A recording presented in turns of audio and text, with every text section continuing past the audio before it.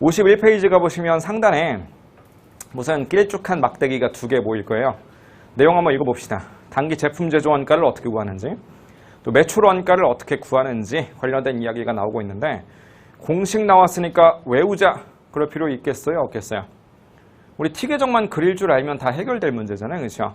지금 단기 제품 제조 원가가 기초 제공품에 단기 총 제조 원가 더한 다음 기말 제공품을 빼주면 된대요.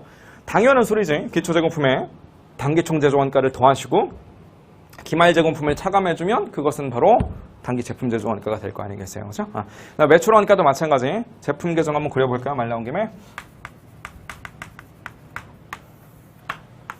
기초 제품이 이렇게 있을 것이고, 단계 이제 완성되어서 단계 제품 제조 원가가 있을 거고, 여기는 판매된 매출 원가가 있을 거고, 기말 제품이 이제 마저 이렇게 들어가게 될 텐데, 만약에 누가 매출 원가를 구해보라는 거예요. 그럼 결국 얘랑 더한 다음에 얘를 빼주면 얘가 되는 거 아니야, 이렇게. 그죠? 그래서 그 내용이 그냥 식으로 표현되어 있을 뿐이니까 우리가 따로 뭐 얘를 외우거나 그럴 필요는 전혀 없더라는 거. 자, 예제 5번 좀 봅시다. 기초 제품은 12만 원이고요. 110만 원만큼의 제품이 완성이 되어서 창고로 입고가 되었더래요. 다 이어지는 내용이라서 110만 원이 바로 얘입니다. 이렇게. 요거 110만 원 우리 아까 구했죠? 그게 이렇게 왔다. 110만 원. 같이 써보면 기초에는 제품이 얼마에 있었더라? 12만 원만큼이 있었더라. 자, 회사는 모든 제품에다가 20%만큼 마진 붙여가지고 판매를 하고 있고요. 기말에는 제품이 15만 원만큼 남아있던 것으로 확인이 되었더래. 기말 제품은 15만 원이다. 이런 얘기죠. 이렇게. 그죠? 그럼 결국 얘랑 세 개 숫자를 알아냈으니까 전체 4가지 숫자를 알아야 되는데 3개 알았으면 얘도 알게 되는 거라고. 그죠? 둘이 더하신 다음에 얘를 차감해 주세요. 차감하면 얘가 나오겠지. 계산한 결과가 바로 매출 원가가 될 것이고, 금액은 얼마 나왔어요? 107만 원. 자, 주의하실 것은 이게 판매라고 해서 매출액을 뜻하는 건 아니라는 거. 얘는 매출액이 아니라 뭐예요? 매출 원가가 되겠지. 그죠? 그럼 이걸 가지고 우리가 만약 손익계산서를 작성한다. 그럼 이 매출 원가 자리에 107만 원이 들어갈 뿐입니다. 이렇게. 그죠? 자, 그럼 매출액이 얼마인지를 알면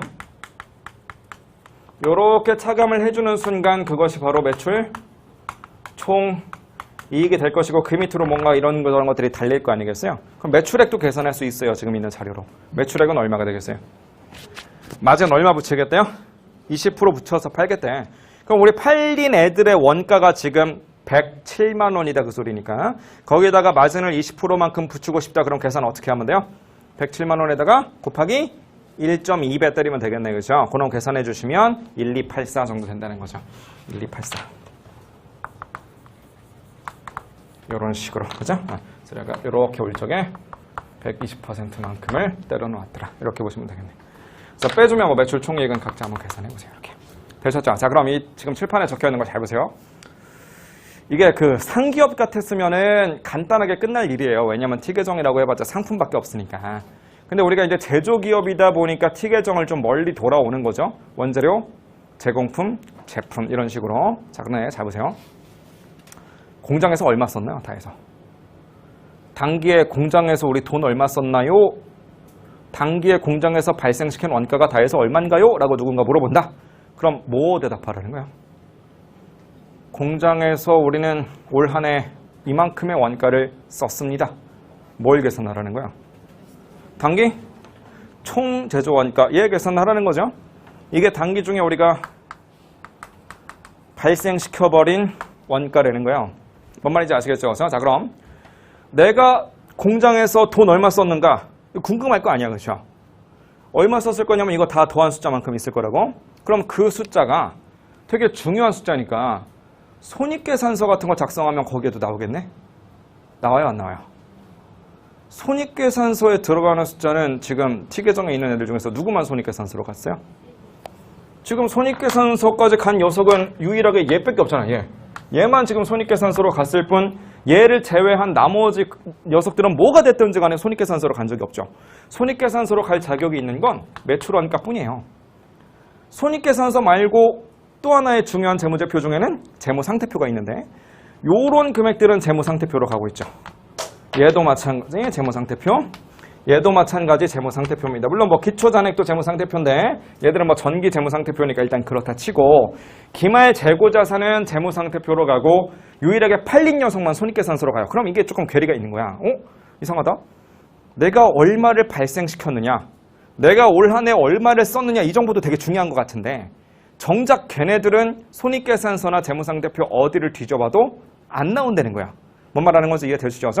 우리가 발생시킨 원가는 요만큼인데 정작 손익계산서에 가는 원가는 얘만 들어간다는 거지. 뭘 태워주니까?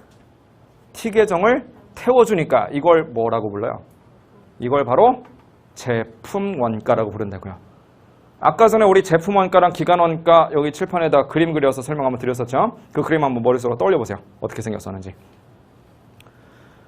대충 떠오르시죠? 자, 제품 원가의 그림이 어떻게 되어 있었냐? 원가가 발생하면 어디로 간다고요? 발생하면 일단 재고자산으로 간다고. 시간이 흘러서 얘가 뭐가 되어야만? 판매가 되어야만 매출원가라는 이름을 통해서 손익계산서로 그때서야 비로소 간다는 거지. 지금 정확히 그런 플로우를 따르고 있는 거 아니에요? 처음에 발생했다니까요. 이만큼의 원가가.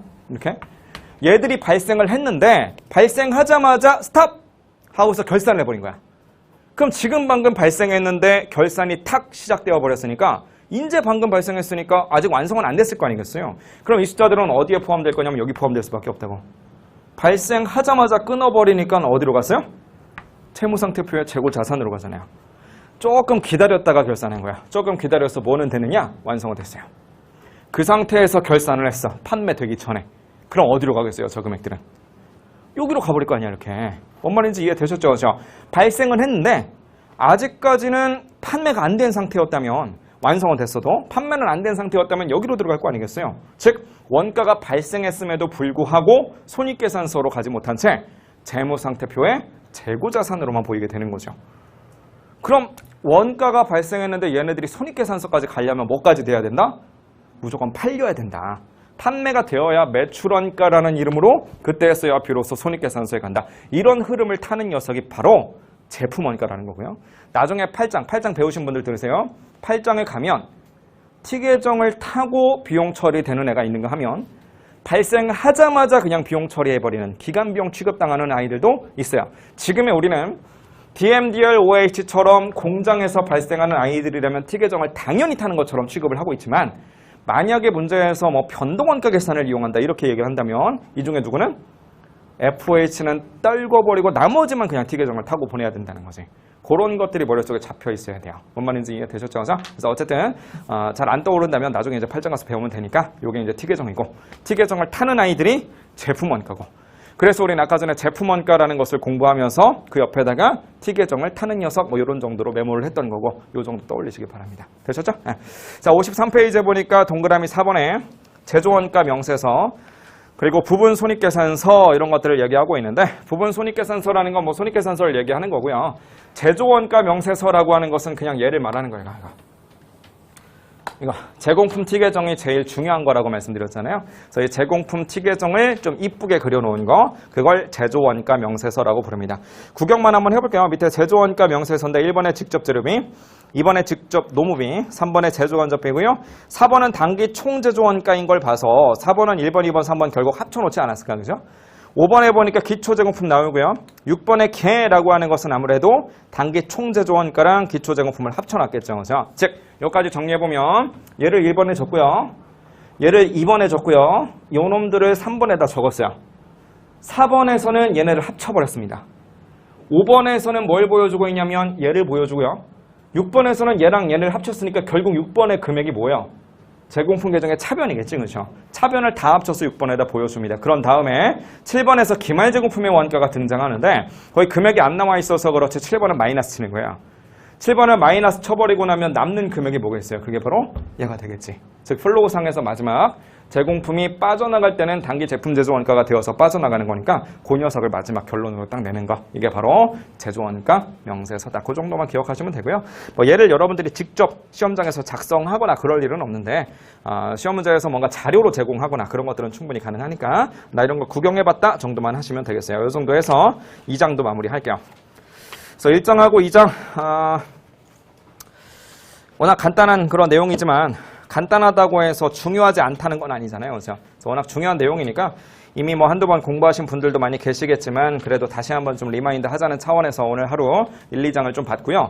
다시 한번 강조하지만 지금 이런 내용들을 나는 오늘 평생 처음 듣는다 하시는 분들은 조금 더 자세하게 1, 2장 한에서만큼은 온라인 강의를 반드시 주중에 좀 듣고 다음 주에 만납시다. 이런 말씀을 다시 한번 드리면서 오늘 첫날은 여기서 강의 마무리하도록 하겠습니다. 자, 오늘부터 이제 장기 레이스인 어떤 종합반이 시작이 되는 거잖아요.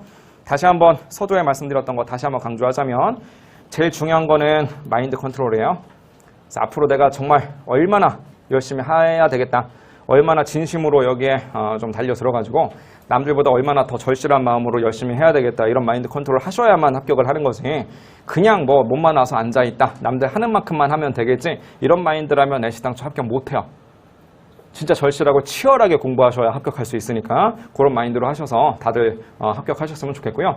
중요한 건 뭐냐면 건강관리도 좀 잘 하셔야 돼요. 아프시면 안 돼. 뭐 요새 막 코로나 또 심해졌다며, 그렇죠? 그거 걸리면 합격 못해요. 하루하루가 지금 아까워 죽겠는데, 너무 소중해 죽겠는데 뭐 아파가지고 한 며칠 동안 누워 있어봐. 그동안 다른 경쟁자들은 다 공부하고 있는데, 그죠? 그래서 건강관리 좀 잘 하시고, 건강관리 잘하라고 했다고 갑자기 막 안 하던 운동 막 갑자기 시작하고 그런 것도 좀 안 좋아요. 적당히 하는 건 좋은데 갑자기 건강관리 하라고 했으니까 나 헬스 이제부터 등록해야 되겠다. 주말마다 어디 뭐 등산 가야 되겠다. 그런 거 했다 골병 들어서 공부 더 못해. 뭔 말인지 아시겠죠? 그래서 어쨌든 좀 어떤 플랜을 좀 짜고 어떻게 열심히 해야 되겠는지 그런 것들을 좀 머릿속으로 그리는 그런 시간이 됐으면 좋겠습니다. 만나서 반가웠고요. 다음 시간에 또 인사드리도록 할게요. 수고하셨습니다.